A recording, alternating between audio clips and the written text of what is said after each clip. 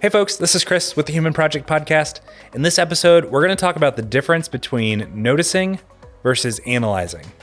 It may not seem like a big difference, but it makes a gigantic difference in how we connect with other people. Take a listen for some tips and see where you tend to notice and where you tend to analyze. Take a listen, let us know what you think. Hey Mark. Hi Chris. How's it going? We're kind of being goofy right now. We are being goofy. Yeah. This is great. We're recording after lunch. This is when we get slap happy and Full of hopefully no slapping, just happiness. There you go. Just the happy part. There was a topic that you brought up a couple weeks ago. We were talking about the difference between noticing something. I almost said notalizing. Between noticing something and analyzing something. Yeah. And ever since you said that, you've ruined things for me. Sweet. I mean, I'm so sorry. That's what I meant to say. So disclaimer, listener. Do not proceed. Do not proceed unless you want to have things ruined in your interpersonal relationships. Oh, no. Oh, no. But I realized whenever somebody tells me something, my default answer is to analyze that. Of like, oh, that's good. Or, oh, man, that sucks. Or, oh, that's awesome. Or whatever. And it's more analyzing the situation, like me analyzing it instead of trying to connect and being with them, because they might hold a different perspective on the analysis of it. Right. So what brought this to mind for you when you brought it up? It's actually a comment that someone made during a class. Okay. We were teaching once. And it's literally what they said. They're like, well, I'd rather somebody notice something when they're talking to me instead of analyzing, because I don't want to feel analyzed as if I'm a problem or I'm math or something like that. I'm a human. Yeah. But noticing something about me, now that's connective. Analysis of somebody else's problem can tend to drive disconnection if that's not what they're looking for. If that's not what they're asking for. If they're looking for connection, analysis typically doesn't do the job. Okay. So it was in that context that I went, I had never really thought about it that way before, and it just kind of stuck in my brain. It's been rolling around. It's probably been a couple of years since that comment was made, and it's just kind of... Really? Okay. It seems to ring true, I guess is what I would say from a connection standpoint. Yeah. Yeah, I could see that. So when we talk about noticing, like you can go back to the emotions episodes that we recorded, like how do you call out emotions specifically? Because that's a deeper way to connect, of noticing, like it seems like you're feeling afraid. I think you just did that a couple episodes ago. Yeah. Like calling out like the emotion word instead of just the what's going on situation. Yeah, that's one common and a little more easy situation in which to notice something that's going on with somebody. Yeah. Yeah. When I think of notice, there's two things that come to mind for me. One is like 2 weeks notice. Okay. That's not what you're talking about. I noticed you've quit. Yeah. The other is like, I always remember it was a big deal to my mom whenever she got a haircut. And I'm like, oh, you got a haircut. The danger is I'm trying to reconcile this noticing and analyzing together. Because if you don't qualify something, it's just like noticing. We had a friend and a coworker at a company we were working with. But he took it all the way to the extreme because he did. Doug, if you're listening. We were talking about if you just notice something without putting like a judgment on it, it comes across as negative. We assume the negative. Yeah. Right. And I think the example we used was like, oh, you showed up today. Like that sounds negative. And we came up with some other humorous examples like, oh, you're wearing a shirt today. I see you. You're wearing a shirt. Yeah. Instead of like, oh, I like that shirt. Right. Yeah. And it's just really funny carrying that theme. So how do you reconcile those things together in a way that drives connection without it going to the awkward side of things? But it's more fun if it's awkward. Well, I mean, if we're going to call out people, Doug, for example, this comment came from Dave, from our good friend Dave. He's the one who made the comment. And so that's why I really was like, let me think about that one. Because when he says something, it's worth paying attention to. He's got years of experience behind that. Yeah. I think noticing is about the person, first of all, right? And the more intensive the attention you're paying to notice something, the more personal it seems to that person. The analysis challenge is that, well, specifically the type of analysis you've been using is judgment. Yeah. That it's good or it's bad, one or the other. And that's definitely a danger territory to get into if you don't hold the perspective the other person does. But that's where I would pair noticing with curiosity. Okay. Right. So, hey, I noticed that I haven't seen you wear that shirt before. I don't think that's really interesting. Where did you get that? That's a curiosity type of thing that drives connection, as opposed to, oh, that looks like a new shirt. is awkward. Yeah. Yeah. It's a half invitation to connect. I think the one that really gets me is on the judgment side. It's like I'll be sharing something, and as soon as somebody puts a judgment to it, like I'll say like, "Oh, this is happening," or that, and they'll be like, "Oh, that's good." I'm like, well, I mean, there's parts of it that are good, and parts that it raises the bar for me to continue the conversation further. Okay. As opposed to like when we have a conversation, you are always Mr. Curiosity button, and just invites more depth, which I think is helpful. Yeah. I think that's a lot what we're seeking, even though we may not be aware that we're seeking it. A shared exploration. Yeah. As opposed to a conclusion. This isn't a math problem we're trying to solve. Yeah. This is something we're trying to be with and together on. And maybe you go like, you know what? I don't really want to explore that anymore. Okay, cool. But oftentimes we do. We want to see what's there a little bit. And there's deeper and deeper types of noticing or awareness that we might have. You probably remember, I know I do remember the moments when somebody has really been paying close attention and they notice something that I wasn't aware that I was saying, that I was expressing, that was going on with me. Those are the moments that are deeply connective and helpful. And those are not things that just happen in the first, 20 seconds of meeting somebody. Right. That's going to be over a period of time. And you're like, did you realize, I don't know if you realized, it sounded like you said this word or this theme came up, or, you're listening for themes or patterns. That takes a lot of concentration. When you're listening to another person talk about those things, or you notice, I still remember this. That's why I say they're impactful moments. When I was describing some really tough stuff that I was going through to a friend of mine, and after I had described it, they said, I don't know if you realize this, but a lot of the words you've been using are like superhero words about yourself, about how hard it is to do these things. Like, are you trying to be a superhero, or like what do you think's going on with that? So you see how that was like a curiosity question. Like, what do you think's going on there? It's a very open-ended, and I might be like, nope, don't want to look at it. In that case, it was super impactful. I go like, oh my gosh, that's what's happening with me. And it was just something they noticed and offered to me, instead of trying to analyze, it's probably because when you were growing up that this is what was happening with the whatever, And your father. Yeah. Yeah. So it's more of noticing is opening it or offering it open-handedly, tying it back to curiosity instead of trying to come to a judgment or a conclusion about it on your own. Right. But being with the person and going after it together. Right. Okay. My first reaction to that is to put a judgment on. I'm like, oh, I like that. You're allowed to like things, especially things that I say, but I think we could very much put this on our continuum of like noticing over here versus analyzing on the other hand.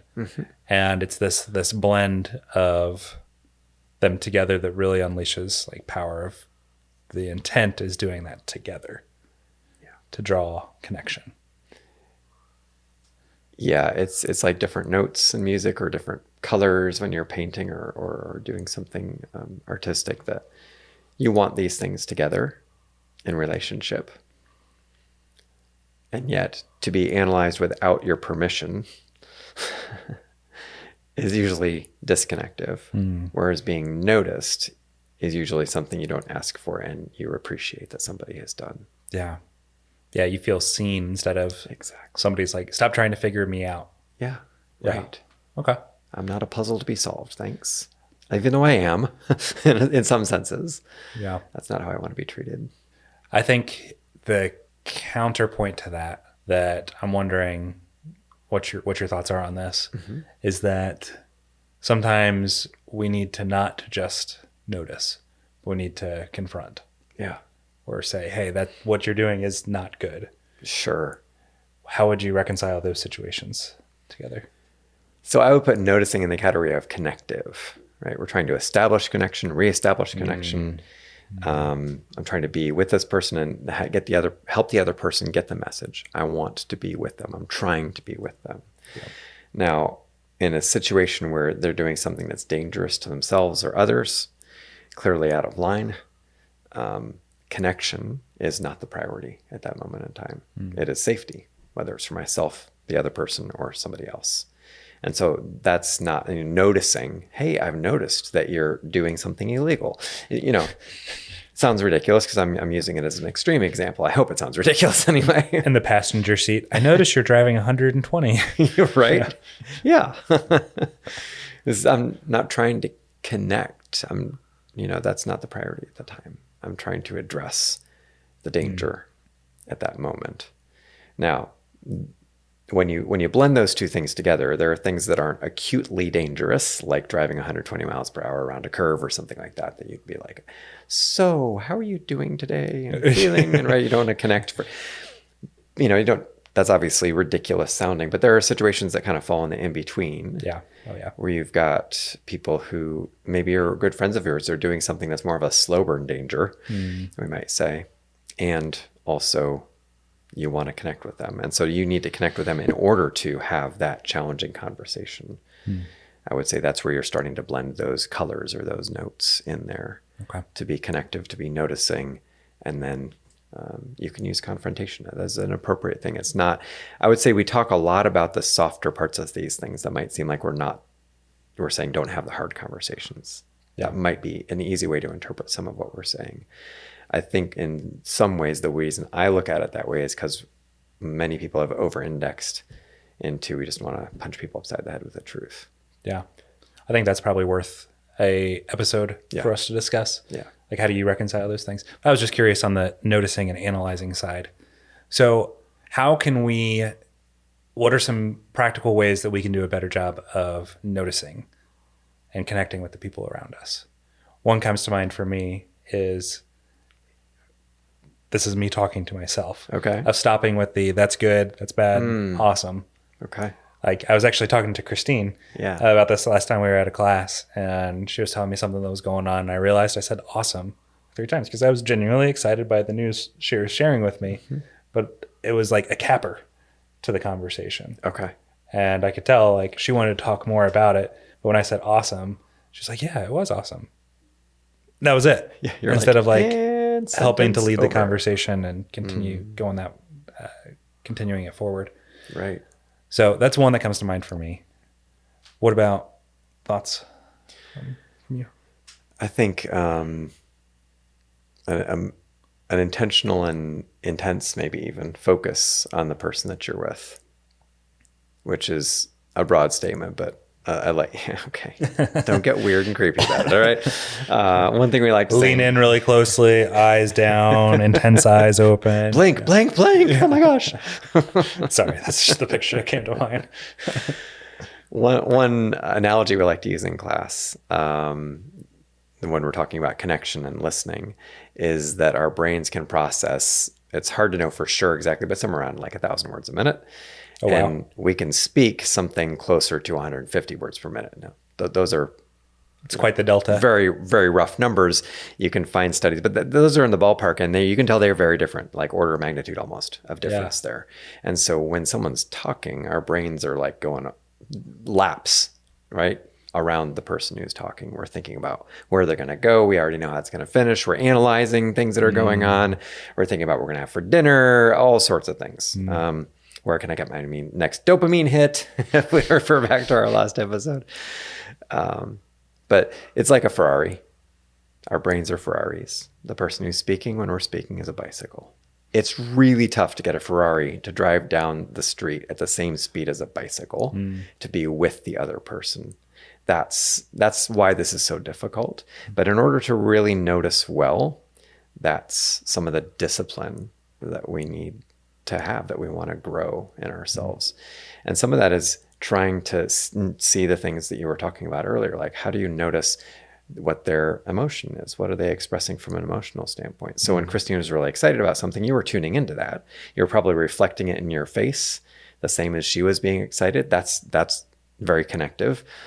And the response was, that's awesome, which was intended to be connective. And you were trying to align with her. You were being excited with her, right? Yeah. Very much the with move, which is very biblical. To reflect that back to her differently, right? As you're seeing what she's feeling, to put it into words, what you're guessing she's feeling. And a simple reflective statement of like, wow, it seems like that was really exciting for you when that happened. That probably would have nudged it for more conversation for her to explore. So that kind of like slow yourself down. That'll enable you to see the patterns, the themes, things that take more focus to see. So if I'm hearing you correctly, it's stop our brains from using that extra space of analyzing and using that to actually just be with the person more. Yeah. Instead of like processing it on your own, like just be with the other person and what and else see what can you notice is going on there. You can have good friends, have fun with this a little bit, but like watch people's faces, their facial expressions very carefully while they're talking, because your brain can actually handle a lot of these things. But you can be intentional about it. What's going on with their eyebrows? What's going on with the corners of their of their mouths while they're talking? What are they doing with their hands? I mean, there's a whole bunch of things you can pay attention to that you can start to notice if you're really paying close attention. When somebody says something that's really important to them, like for me, I get quiet. When I say something that I'm really passionate about, I will tend to get really quiet about like that. If you know me well, then, and you paid attention, you know that's happening, right? If you don't, you might be like, I can't hear what Mark just said. Right? Yeah. What did he say? Exactly. What was the point? Yeah. So that's the kind of deep noticing that you can do if you're kind of studying, I guess you would say, in a very benevolent way, studying the people that you're around. Yeah. I like that. It reminds me of our creating connection class, where we dive into that and how to actually put that into practice. Talk about the 3 R's of empathy. And definitely worth checking out if you haven't gone through that before. But yeah, it's all about how do you build connection. Right. And so what we're saying is noticing drives connection. Yes. Analyzing tends to drive disconnection unless it's specifically asked for. Right. So, okay. Yeah. Yeah. I think I have some work to do on that and spend more time noticing. But I think the value of connecting is the more you notice, the better that connection gets. And it tends to get reciprocated too. When you've done that for somebody else, they're like, oh, wow, that was great. Right. It tends to get reciprocated and you get that back in turn. Yeah. So. It unlocks a lot of things. I've had more realizations for myself when people have been just with me noticing what's going on and kind of reflecting that back, and vice versa when I offer that to other people, kind of deeply, very intense focus. There's actually a lot of good work that happens basically of me understanding what's going on inside of me when people are noticing stuff that I'm like, oh, wow. So there is good soil here that's worth it, in addition to just connection, which by itself is highly valuable. Thanks for exploring that, my friend. That was good. I noticed you were engaged with it. I think that was a good thing. If this episode sounded interesting to you or you want to learn more, come to our Creating Connection class. Check it out on the Human Project website, or email us at info@humanproject.us for any ideas or things related to this topic you'd like to hear us explore. Thanks. Hey folks, thanks for tuning in today. Our team is made up of myself, Chris Conlin, and Mark Wavle, and our lead editor is Derek Donley. We're a crowd-funded nonprofit. Our free resources exist because of your generous support. To learn more about us or to check out the classes that we talk about here, visit us at www.humanproject.us. Thanks for joining us on our mission to bring 1 million lives closer to the fullness of God's design.